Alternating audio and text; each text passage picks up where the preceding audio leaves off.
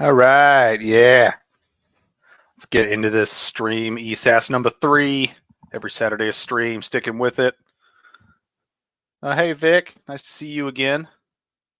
Back at it, I see. Glad to see you sticking to this, unlike Vancast. yeah. I remember Vancast had I think it came out every Saturday for roughly 2 months, and then a 9-month break happened. Yeah, that's basically something where I just wasn't that comfortable streaming on my own for podcasts sake or whatever you'd call this. So that was something I had to get used to, was doing shit on my own. So yeah, here we are. But we seem to be doing okay. And so yeah, welcome to ESAS, where I stream every Saturday.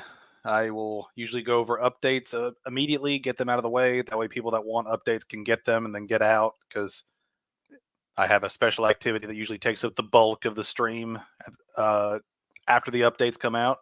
And as you can see, the special activity is going to be ranking Metallica 90s songs on tier lists. I've got a couple of them queued up here, so should be a fun thing to do. And I had a thought to react to a video, but I kind of want to space out reacting to videos at different times, just to kind of see how they do, and also just to kind of break things up, because these tier lists are fun, chill, and very easy to do. They also let me rant about music, which I don't really rant about music enough, in my opinion, because I have a lot to say. But yeah, regardless, welcome to ESAS, and let's just get right into it. So update-wise, updates are going to be a little weird this time around, because I didn't make a lot of progress in terms of the commentary work I've been doing, which I'm sad to say is my fault. And I apologize for that. But didn't make a lot of progress in terms of editing the Zombie Army series commentary. I did get a couple more recordings done for the script, but they were super short segments that were easy to do. And I've just been busy as hell the past few weeks with us moving and everything. I've been away from home a lot, and so I've not really had a lot of time to work on the commentary. But by contrast, I have been working on some other minor things that I can kind of put out in the meantime, because I've been working on I've been working on 3 World War Z videos. 2 of them are sort of going to be sort of walkthrough and a highlight reel of a playthrough of it. So those 2 videos are going to be kind of similar to what I did with Resident Evil 4, the remake, where I had kind of 2 videos playing the game and then a highlight reel of playing the game, so on and so forth. So that's coming for World War Z, just to kind of get a video out on that game in kind of the playthrough format, as well as just kind of giving a highlight reel. I also have a plan to wrap that Road to Commander up, since that's the only Road to Commander that didn't have an official quote-unquote end, so to say. So I do plan to wrap that up. I'm not going to record all my time in World War Z completing it, but I am planning to fulfill that challenge just kind of off screen and throw up a short 2-minute video of just being like, hey, here's me after I unlocked everything. Whoop-de-doo. But yeah, so I want to try to get more playthrough things sort of uploaded in the meantime, in between my commentaries, just because they take a while. And also they're super easy to do and they're super chill. And it helps me kind of relax in between my bigger projects, knowing that I have a game I can play where I can just chill with the game, which is, what I like doing. That's the main reason why I even started a gaming YouTube channel, is just because I like playing fucking video games. Who knew, right? But yeah, so I did a lot of recording for a World War Z video, did a lot of editing, or a lot, quote unquote, of editing. So those 2 videos are ready. They're taking me for hell and ever to upload, because I had to rip up my Ethernet cable, or I say rip up, but I had to remove my Ethernet cable, so my internet speed for my computer is a little slower than normal, because my Wi-Fi is terrible in this house for some reason. And so it's been taking forever to upload the big video, and it'll probably take a little bit to upload both of those. But I do plan to have sort of a couple of walkthrough-like things or playthrough-like things kind of spread out, in between these every Saturday a stream things, just so I can have a bunch of stuff that if people do come to the channel, they can see that I do different things, and I'm kind of trying to pace them out relatively evenly. So try to get a commentary out, at least one a year, hopefully more, depending on how short the games are, and also just keeping things invested in terms of doing different things that I like doing for the channel. And I've also started sort of the pre-production on a series that I started but did not finish. That it will be seeing a reboot in the future, which I'm going to keep it vague for now because I would like to do this in a format kind of similar to the way I did sort of my modern Road to Commander takes. It's not a Road to Commander reboot, so I'm going to say that right now. But I did have a series that I did that was quite fun, involving the Souls series. That I am looking forward to bringing back, but I'm going to change the format a little bit. And that video will take a while to make, but I think it will be enjoyable for everybody out there that enjoys the Souls series, especially if you are into some of the crazier mods that happen out there. So that will come out whenever it comes out. I have no idea how far along that'll take, but that will be an interesting video nonetheless. But anyway, so yeah, just in terms of progress I've made on different videos, World War Z stuff is done, just waiting on it to upload. Working on the final episode of Road to Commander for that series, but that's going to take a while just because I still have so much shit to unlock. And the progress on the commentaries is progressing, albeit a little bit slowly. And also, I've just been really busy lately. So, and this is one thing too is, we plan to move into the new house the first weekend in March. So I may not have a ESAS episode up for that Saturday or a stream. We'll have to see how that goes depending on everybody's schedule and how quickly we move in and how quickly I'm able to set up everything. But yeah, so after the beginning of March, a lot of stuff will probably a lot of stuff will kind of go back to the regular work rate of having different things kind of going at the same time. I'm trying not to add too much on my plate right now, just because we will be moving in about a month and a half. So I'm trying not to overload my plate right now because, like I mentioned before, been incredibly busy, just with different things all over the place, and we're just trying to make it all work. So just let's hope that it continues to go well. But I will keep y'all updated. And like I mentioned in my community post, talking about starting ESAS, is if an ESAS is not going to happen for a particular Saturday, I will just release a community post with all the updates and stuff that are relevant for the ESAS for that particular Saturday. So there will still be something on Saturday. It just may not be a stream or a video. But anyway, that's pretty much all the updates I got. So let's get into the special activity with the Metallica 90s song tier list. Let's get this going. Yeah, so I found a nice tier list on the internet that's got pretty much all of Metallica's studio albums, which I thought was pretty fun. And yeah, I figured we'd just get into it. And this is all the studio recordings for studio albums, so it's not including like some of the other stuff they did. Like the S&M concert, which was kind of a tweak on old stuff, but also had some new stuff.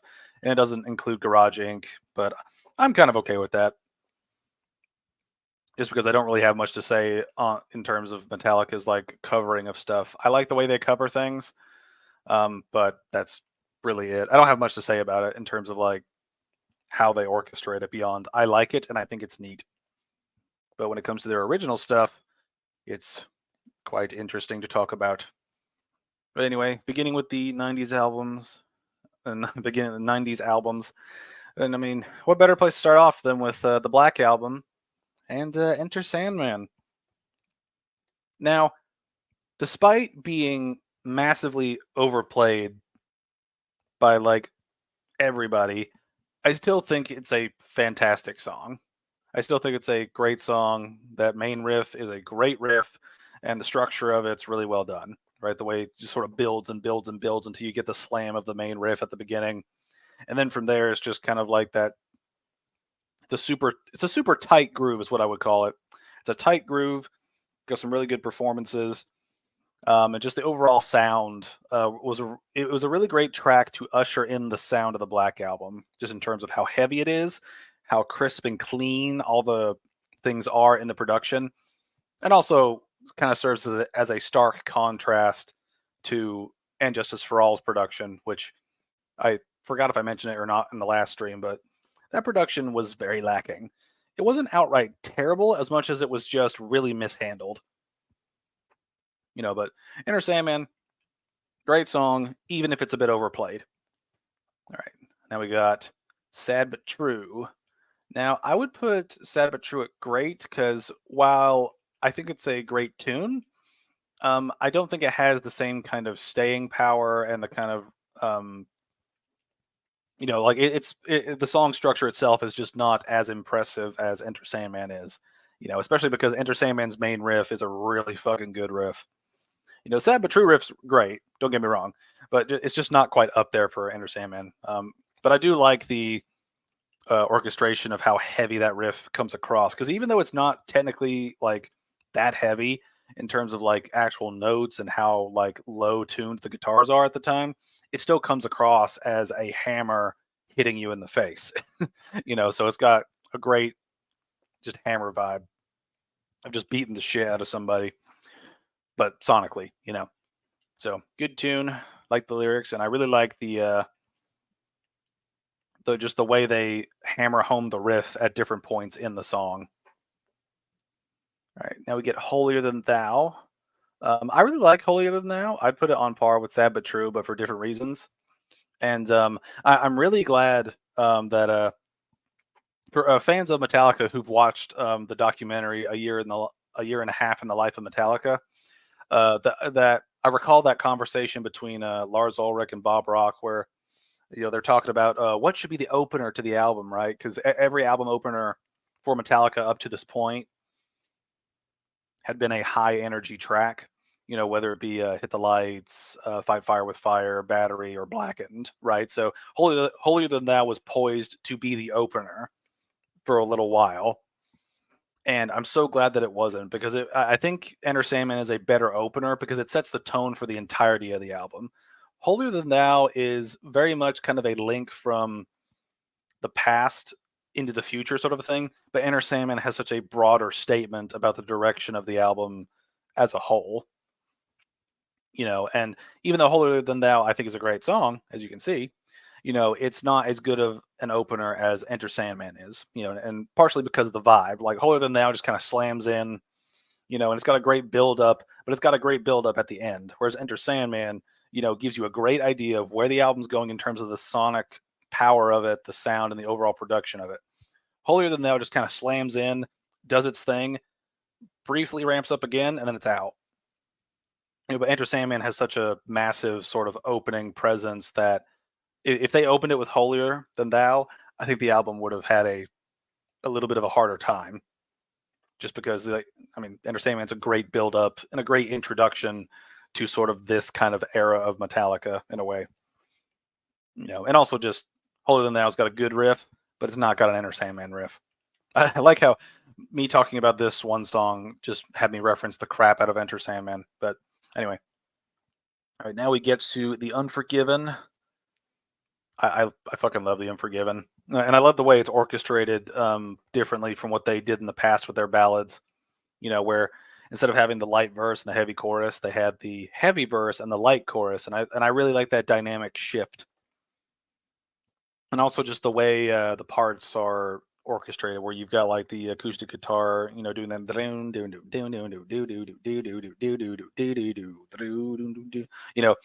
mixed with the, it's got a very Western vibe.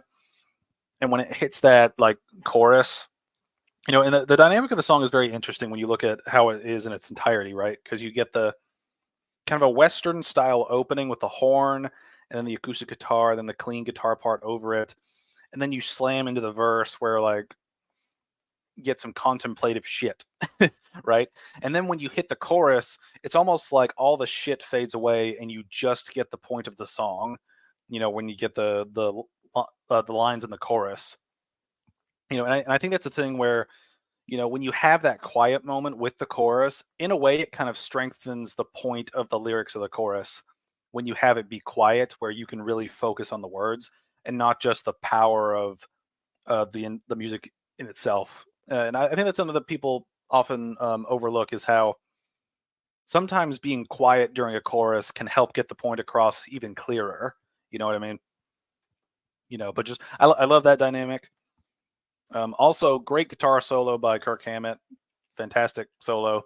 It's not my personal favorite of his, but it is a really great, some could say, guitar player of the year solo. But for all of the guys that watched the documentary, that's a little reference for you. But yeah, fantastic tune. All right, now we get to Wherever I May Roam. I would put this at great because I really like the riff, and it's a really good road dog song for like anybody that like is on the road all the time. For whatever purpose, it kind of extends outward of just being in a band. Like you can kind of apply it to different things about, whether you're like a trucker or whether you're a traveling like salesman or something, or just anybody. It's a good road song, and the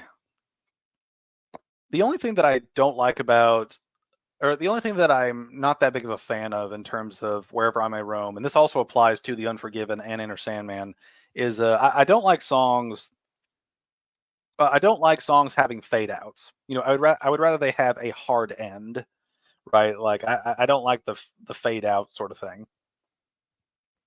Now that's just a me thing, so I know that doesn't really impact everybody, But I just don't like how, like it seems like almost every, like of these 5 tracks we've talked about, 3 of them have a fade out ending.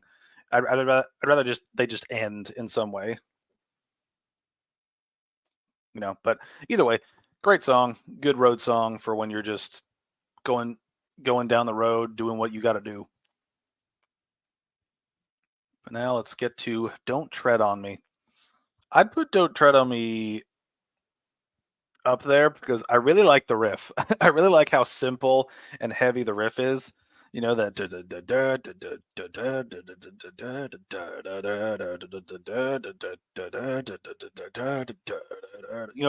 it's a very simple and heavy riff, which I think helps heavy riffs when they're simple. Excuse me, I had to take a drink of my agua because I'm talking so damn much. But yeah, just I like the riff, and also just the whole message of "Don't tread on me." Just kind of a big fuck you to people messing with you is kind of fun. I'm a big fan of that. All right, now we get Through the Never. I'm not really that big of a fan of Through the Never. Of all the songs on the album, it's one that I probably skip the most out of all of them. Not to say it's a bad song, that's why it's an okay and not bad, obviously. But just I've never been a big fan of it.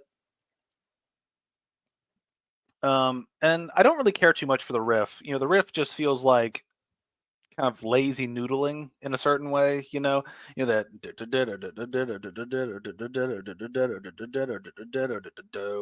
it's just a very sort of like the riff doesn't really go anywhere until the end, and it doesn't have that sort of dynamic that you get from other riffs on the album, like where you get Don't Tread on Me being, heavy, or you get riffs that go from heavy to lead, kind of like what Enter Sandman does, Sabatru does it, Wherever I May Roam does it, riffs that have a heavy sort of bit in them, but it's mixed up with some lead like melodic stuff in there. You know, like Wherever I May Roam is a good example of that. You know, you got that dub, dub, dub,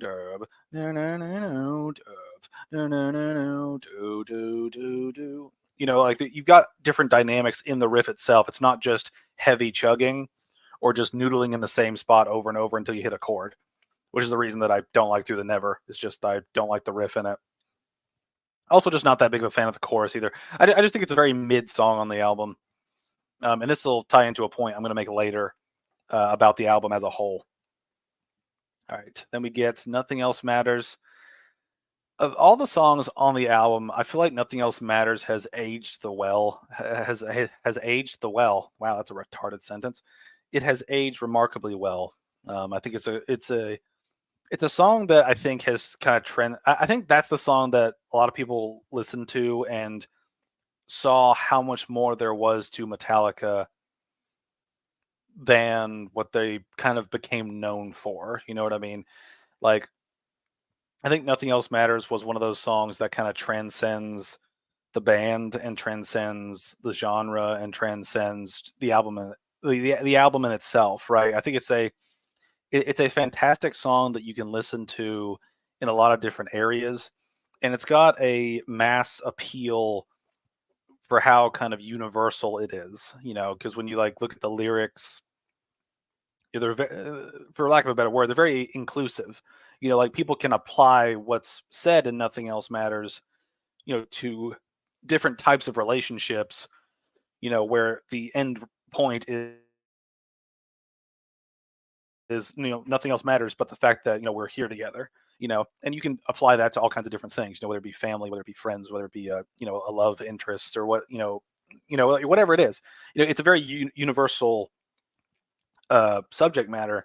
And the way the song is orchestrated, how it's very classical, you know, it's a really classically sort of beautiful song in the way the guitars are used, you know, how they like use pretty much all the strings during the song, you know, and also it's unique in that it's one of the few songs where, you know, James Hetfield gets to be the soloist, you know, and I think it's one of his better solos, you know, I personally I think it's his best solo, in my opinion, but just you know, it's a great overall song, you know, from start to finish. It's got a great vibe to it. Um, Again, don't like the fade out, but that's really the only negative I have about that song. It's just that it fades out. But it's one of those. And the thing for me is, you know, a song is fantastic when you can listen to it on loop and it never gets old. You know, and Nothing Else Matters. Similar to Orion from Master of Puppets, are songs that I can have on loop and just never be bored of them. You know, they have such a great vibe and such a great energy to them that I think kind of transcends just listening to music because you're bored. You know, it's one of those songs that affects my mood whenever I listen to it. And I think that's the sign of good art, is when it affects your mood when you experience that art. But yeah. So from that high praise, let's go to A Wolf and Man. And oh no. Oh, are we back? Are we good? Okay, that was weird. Sorry, I'm trying to upload a video and stream at the same time, so my internet might be having issues. But yeah, so Of Wolf and Man. I'm not that big a fan of Wolf and Man. Um Not just that's really it. I'm just not a fan of the riff, not a fan of the subject matter, not a fan of the way they do it live. Just not a fan. I mean, that's really it. Like, I don't think it's bad. It's not poorly constructed or like stupidly written or performed. It's just kind of eh, you know. Like, I don't really hate it, but it's just like I'm not. You know, next to Through the Never, this is probably like the second most skipped track on this album for me. All right, now let's get into The God That Failed. I really like The God That Failed. I don't like it as much as the stuff in the great category, but I definitely like it over uh, the okay category. And I like the submatter of The God That Failed, of you know, kind of like blaming God for, you know, someone not doing something, kind of a thing. It's an interesting interpretation when you understand the history of the song and the meaning behind it. About James Hetfield's mother dying um, because she wasn't taking her dying, I believe, from cancer. Because she never sought treatment from it because she had a belief structure that didn't let her go that where she didn't want to go to she didn't believe in going to doctors, something like that. It's an interesting subject matter. Also, just that's a hell of a title, right? The God that failed. That's a hell of a title. That's one thing that Metallica have always been really interesting about. Is just that they got some great titles in there. Just great. I just Now we get My Friend of Misery. I was really interested of this as an instrumental because I heard that it was initially supposed to be an instrumental that Jason Newsted was working on before they started adding lyrics to it, and I really would have liked to have seen what that would have been like if they had completed it as an instrumental. I think that would have been a really interesting sort of take. Just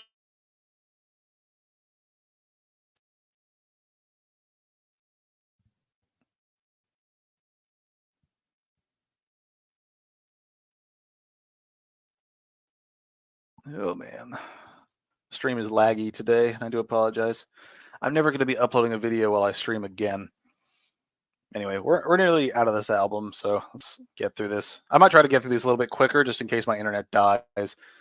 But now we got the Struggle Within. I like Struggle Within, and I like the main highlight for me is just the solo, how it kind of matches up with the riff, and also that the that riff kind of after the chorus. I forget if it's the main riff or not, but it's like that like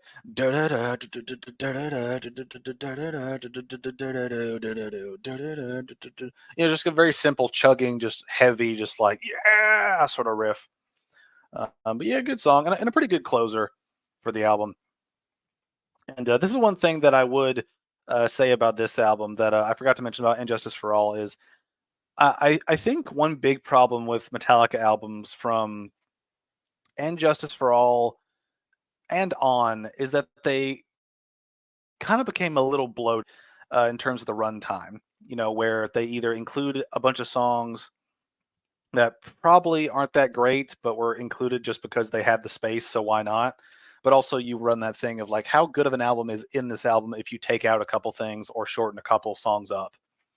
Like the Black Album as a whole is really carried by, Enter Sandman, Sabatru, Unforgiven, Nothing Else Matters, and Wherever I May Roam, right? Like those 5 songs make up kind of the bedrock of why people come back to this album, right? There's some other good songs in there too, like Don't Tread on Me, Holier, Misery, Failed, Struggle, all these things.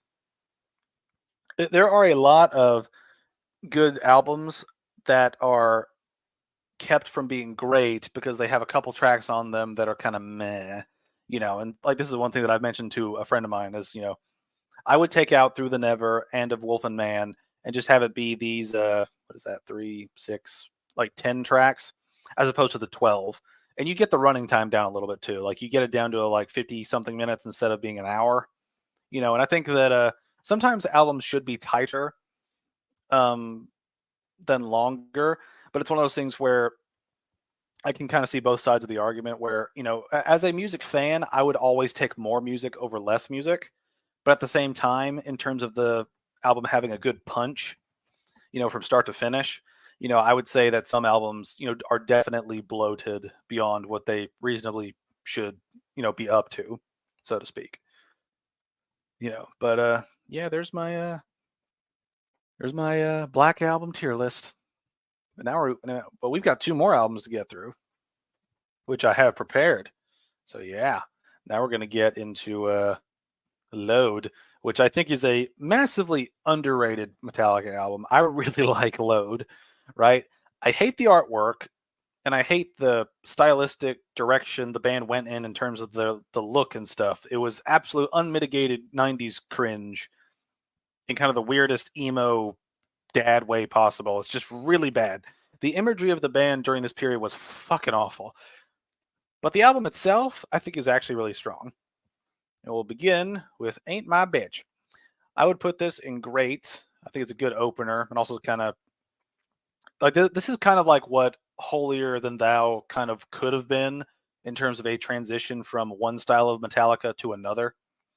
Because it's got a very driving kind of like upbeat sort of tempo and riff. And it's a thing that kind of takes some of the ideas of kind of what Holier Than Thou was as a song in terms of a transition from previous album to this one. This one kind of does the same for that, where it kind of takes the direction of the previous album and kind of morphs it into the current direction they're going in for this album. And also just that title is just funny. So I got to give it that. All right, next we got 2x4. I like 2x4. And I like the main riff, but nothing really stands out to me besides the main riff and just kind of like how it it's got a good kind of like headbangy sort of slow groove to it, or a slower groove to it. It's not really slow, but you know what I mean. But then we got The House Jack Built. I like that song a good bit. I like how it's got that kind of restrained sort of groove to it, which is kind of a running theme throughout this and Reload. Just kind of like restrained groove sort of a thing where you're kind of like they're holding back from going too thrashy, which makes a lot of the songs have sort of a magnetizing sort of almost AC/DC style kind of groove to the way the riffs work. It's kind of similar to if you've ever heard the demo version of Sad But True, the riff sounds so happy when you play it too fast, but when you slow it down, it makes it heavier and makes it sound more menacing. And it's similar to a lot of these riffs. If you speed it up too much, it can kind of change the vibe of the song for the worse. All right, then we got Until It Sleeps. I like Until It Sleeps a good bit. The subject matter's interesting. Again, dealing with James Hetfield's mother's death. A lot of introspective and personal stories in the Black Album, Load and Reload, which I think are part of the reason why they're kind of a different era from the 80s Metallica stuff and later stuff. It's like different, there's always been a little bit of Hetfield in each album, but it really starts creeping up with Dyer's Eve at the End of Justice. But the Black Album, Load and Reload have some really good, personal stories that are actually personal. They're not just a vague idea of emotion. They're more like they're actually personal, But yeah, like that song. And there's one thing. I think King Nothing is a good song. It's one of those songs that doesn't really stick with me a lot. Like I don't really ever go back to Load to listen to King Nothing, but I enjoy it when I do listen to it. You know what I mean? So I'm kind of like caught in the middle. All right, now we're getting to some of the songs that I actually really do like on the album. I really like Hero of the Day. I like the way it sounds. And I think it's interesting. And if I remember correctly, I think someone said that this is the only Metallica album that's written in a major key, which it kind of sounds like it. But I'm not an expert on major, minor, and all that other shit. So let me know if I'm wrong or if somebody was wrong. But either way, I like the song. And Bleeding Me has grown on me a lot in recent years. I've really grown to really enjoy listening to Bleeding Me. Just that kind of riff is the riffs become more and more hypnotic as I've kind of grown older and listened to it more. It's got a great sort of like introspective vibe, which a lot of these songs have. All right, now we got Cure. Let's see, where did I put this? I probably put this at okay. It's an okay song, but I'd probably skip it. There's no real hook for me in terms of the riffs and stuff like that. Yeah, that's pretty much it. Same thing for Poor Twisted Me. Just it's okay. Like these songs feel like bloat. It's like good songwriters writing songs that they don't really care about that much, but it's kind of another thing. All right. Oh, hey guys. Hey, other people in the chat. Sorry, I haven't really been looking at the chat that much. Let's see. Brett Flix Mazursky. Yeah. I've never been that into Metallica, but they're big admirers of my favorite band, Rush, so I'll always respect them for that. Yeah. It's speaking of that, actually, it's really weird how I'm really into a lot of bands, that are I'm in a weird space where I really like a lot of like older metal bands, and I really like a lot of the quote unquote like younger metal bands. But like some of the influences in between I don't like, which is really weird. Like I really like Metallica, and I really I really love Metallica, and I really love Avenged Sevenfold, and I really love Disturbed, but I really don't like Pantera. Which is weird because like Pantera influenced Avenged and Disturbed a lot. So it's one of those weird things where it's kind of like I like your influences and who you inspired, but I don't like you. And it's like how does that work in my brain? I don't know. But yeah. And Leo says jump in the fire masterpiece. Yeah, I did a Kill 'Em All stream. I believe that was ESAS number 2. So if you want to go back, I have a playlist for all ESAS streams. So if you want to go check out that ranking, you can go check that one out. Although you might be a bit disappointed where I put Jump in the Fire. I'm not that big of a fan of it, but everyone's free to their own designs for how they want to listen and take in music. Anyway, getting back to this list here. Let's see, Wasting My Hate. I think that's okay. Now, kind of a controversial. I really have nothing to say on Wasting My Hate anymore. But I really like Mama Said, mainly because it's a very I'm not really into country music, like really at all. But I really like the sort of twangy sort of vibe of Mama Said. Also just like the lyrics. I think it's a really deep dive into Hetfield's relationship with his mother. Which is kind of a running theme throughout this album. Lots of songs dealing with kind of his relationship with his mom and her passing and that stuff. All right, then we get Thorn Within. I actually kind of like Thorn Within a little bit. It's one of those things that I second guess skipping. One of those songs that I second guess skipping, but yeah, it's decent. These songs, though, I kind of forget. All right, Ronnie, not that big of a fan of. Just don't really care that much about it, one way or the other. It's got a decent riff, but just the rest of it, I just don't really care about it. And the Outlaw Torn is one of my favorites of Metallica. I love Metallica's longer pieces of music.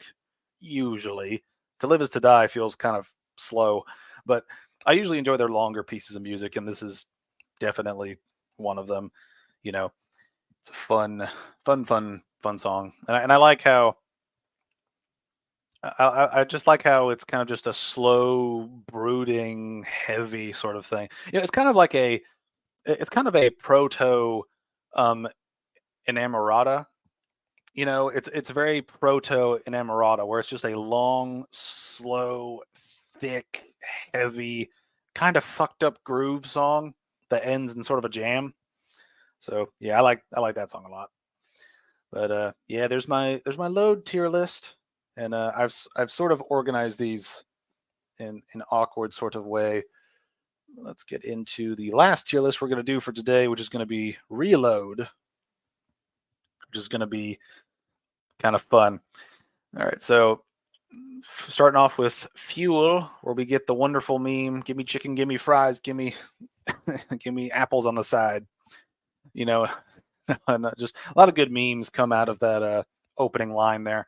But great driving song. It's just fun, and just the energy live with that song is great. All right, this is one thing. The Memory Remains is a weird song for me because I really like the live version they do where they get the crowd singing along, but I really don't like the guest vocal appearance on that song. Like it just feels really weird. And it's like not a good weird. It feels like an uncomfortable sort of weird. Like it feels like my grandma is losing her mind and just kind of whispering in my ear a melody she heard like 1,000 years ago. Right? Like it doesn't sound like I'm just not a fan of The Memory Remains in studio. Live, I really dig it. But just that the ending bit and the break bit with what's her name, Marianne Faithful, I think, doing her little It's like I want to slap you and like get off the track. You're making it weird. It's like when your parents come in and make a really cringy joke in front of a date, and you're like, stop making it weird. You're making it worse. But anyway, Move on to Devil's Dance. I like Devil Dance a lot. I like that. I like that heavy, thick groove on the bass before you get that sort of like the chugging transition into the main riff. It's really good. I really like it. I really like Devil's Dance and that main groove. It's got a catchy tagline too. All right, and now we get to Unforgiven 2. I really like Unforgiven 2. The only thing that I would say about the Unforgiven trilogy as a whole is I kind of wish that they had done sort of different songs each time, because it's a really weird listen when you listen to Unforgiven 1, then 2, then 3, right? Because Unforgiven 1, it has a very clear identity. Unforgiven 2 is kind of a reverse dynamic version of Unforgiven 1, but then Unforgiven 3 is very different from 2, but like 1 at the same time. But it feels like a weird, like it's a weird thing to listen to when you listen to them together, like one at a time. It's not like it's not like a Dream. Like I'm a big Dream Theater fan.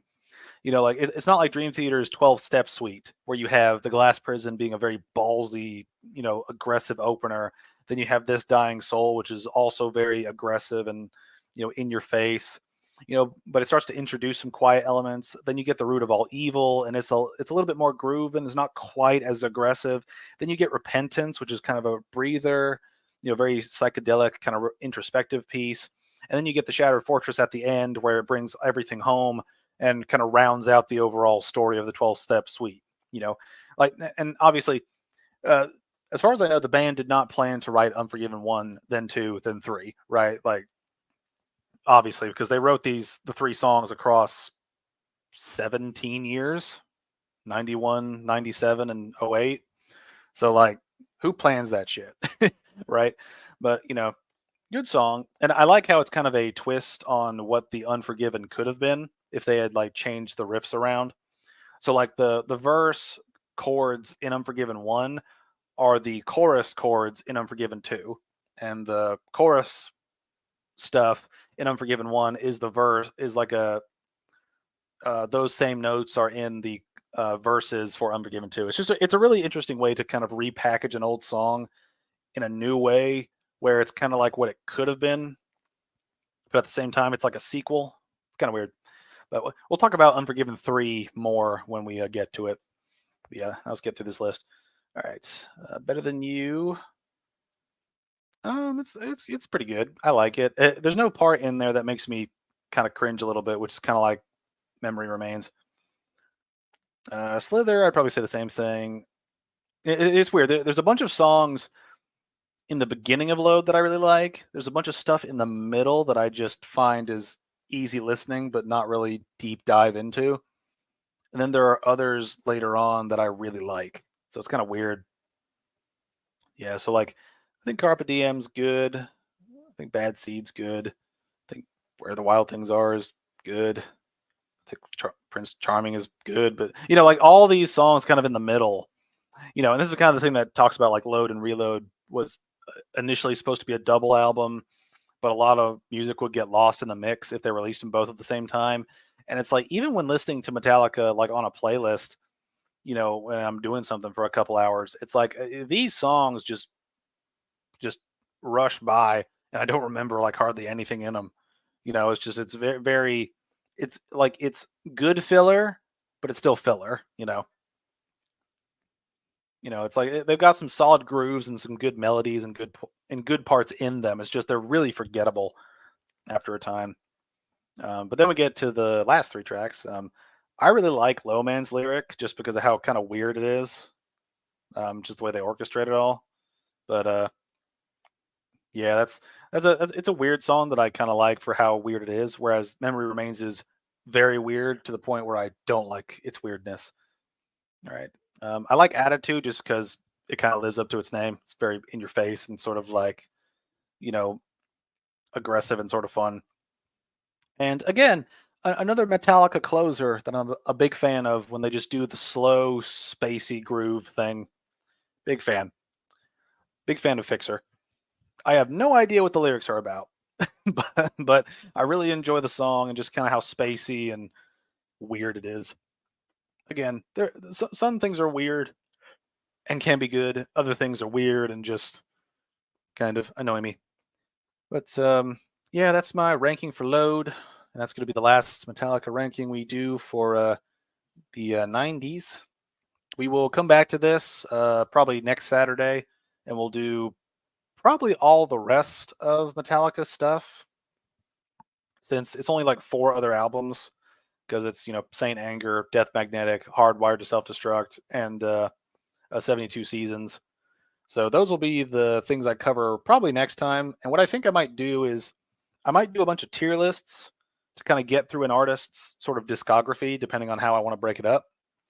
And then I'll react to a video, because I would like to do reactions to videos that I see around, but it kind of depends on how relevant the video is, as well as how long the video is as well.